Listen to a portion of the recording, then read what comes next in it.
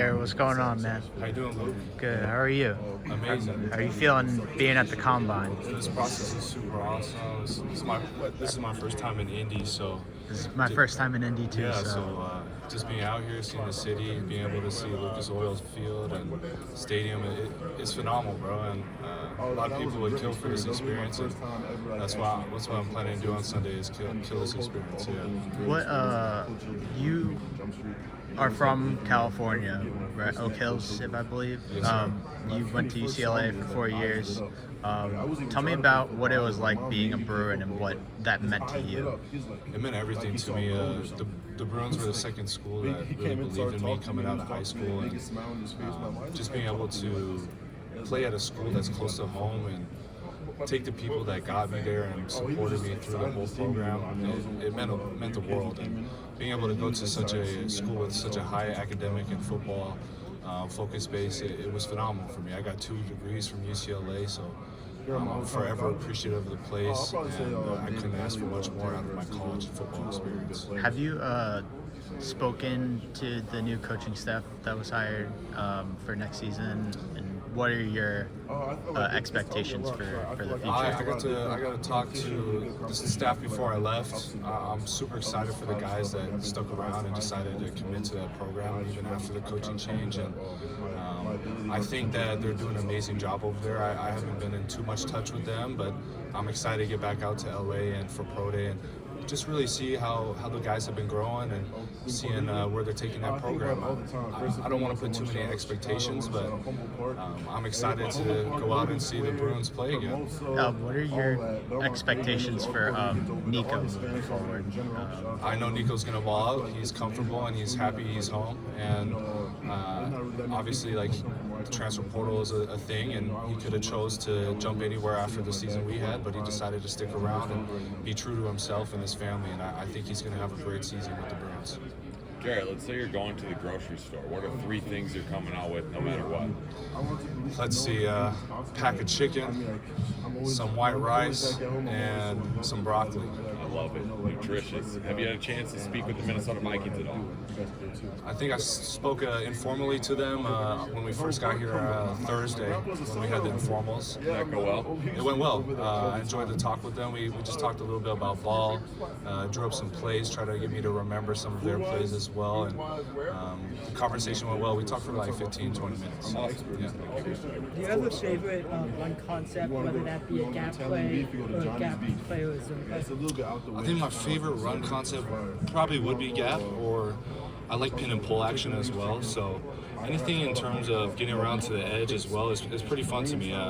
With Coach Kelly, my first couple of years, we did a lot of outside zone. So I think it's really fun being a big, able, athletic body, trying to get guys stretching throughout that pocket and try to get them moving to space a little bit.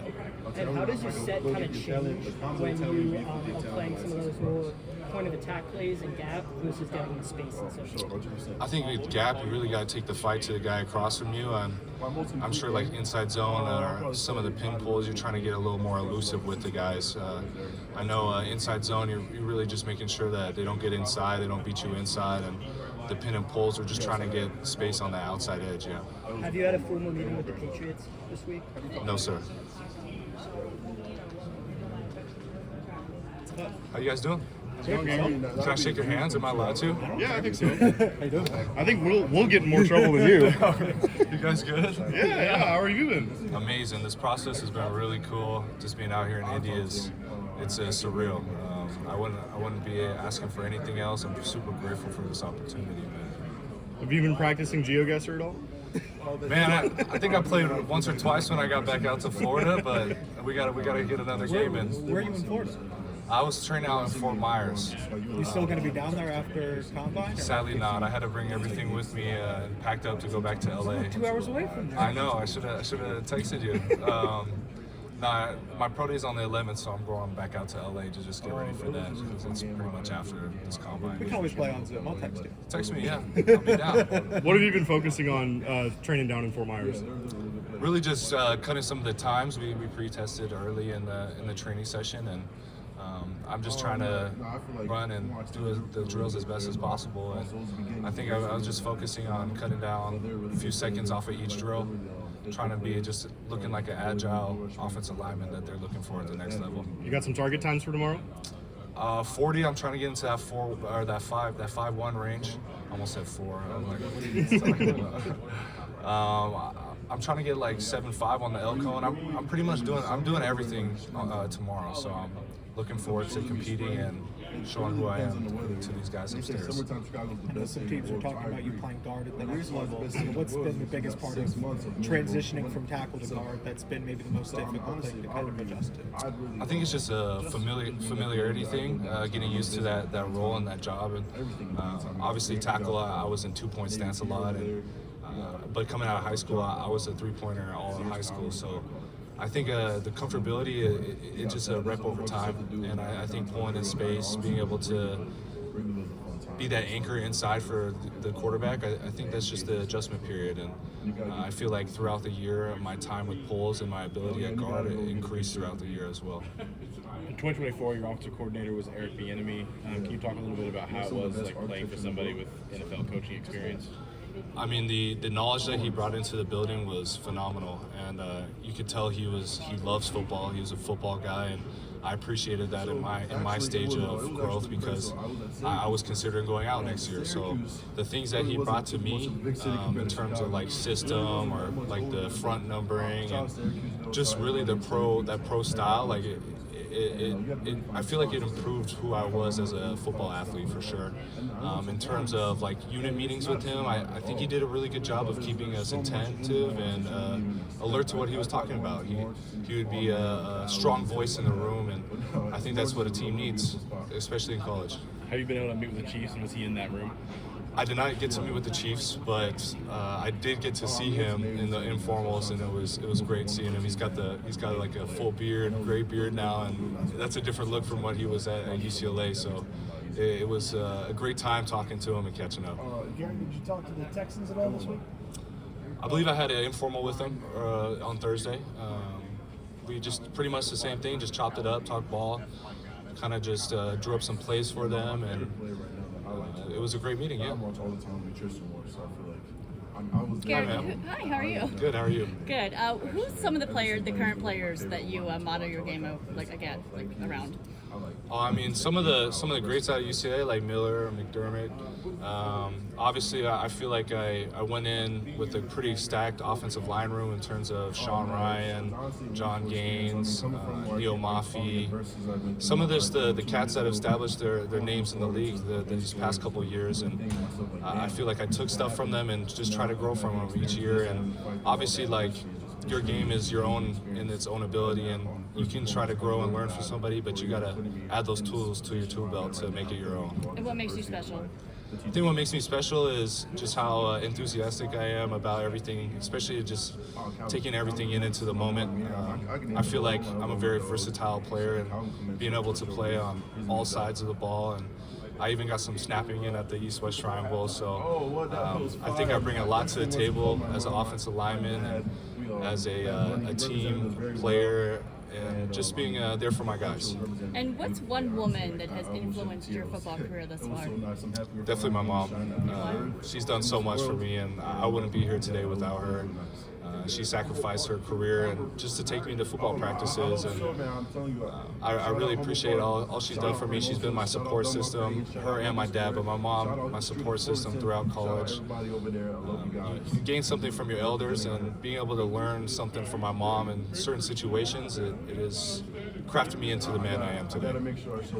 Thank you, man. Have you continued to get some center work in while training?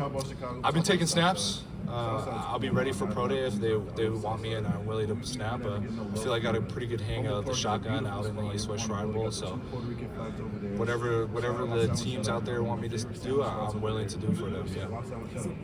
Has that been a pretty common conversation throughout some of these meetings? Like, hey, we have a place for you. Is it kind of just like, how much of these meetings is discussion about where you're going to play next? We've talked about a little bit, but I think it's really like they talked to me about being a swing player and just the ability to be able to play 5 different positions. It'll keep me in the league longer than it would just being able to play 1 or 2. So it definitely comes up in conversation, but I wouldn't say that's like the main key focus. Like, I've definitely asked them where they see me where I play, and they see me inside.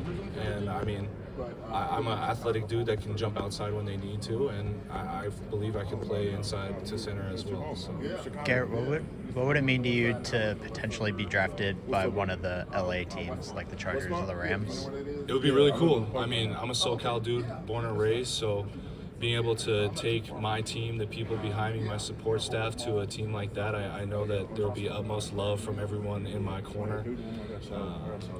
I grew up watching the Rams, and I really appreciate all the sports that we have in LA. It really makes the city what it is, and I think that by being able to play on one of those teams, it'll give me more pride in terms of being a SoCal kid as well. Have you spoken to any, either the Chargers or the Rams?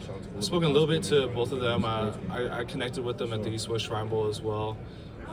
I actually got to meet Coach Harbaugh at it was a barbecue spot down in El Segundo. So my mom was a huge fan of him. She went to Michigan, so like she went up and fangirled. But it would be really cool being able to meet some of those guys as well some more. Yeah. How do you think the mentality is going to change going from a guy that's starting at UCLA to a swing guy where you don't necessarily know what position you're even going to play if you get into a game? I think the mentality really just going into this league is there's uncertainty. You don't know where you're going to be at, what position you're going to be at. And I think my mindset is really just going in to grow and learn from those veterans and the O-line coaches up top. I'm not putting too many expectations or requirements on myself because I know that there's going to be a growth period, and I need to be able to learn what style they want, what they want from offensive linemen, and I'm going to do everything in my power to bring that to the offensive line room. Thank you. Thank you, guys. Hey, good seeing you guys. Good seeing you. Thank you.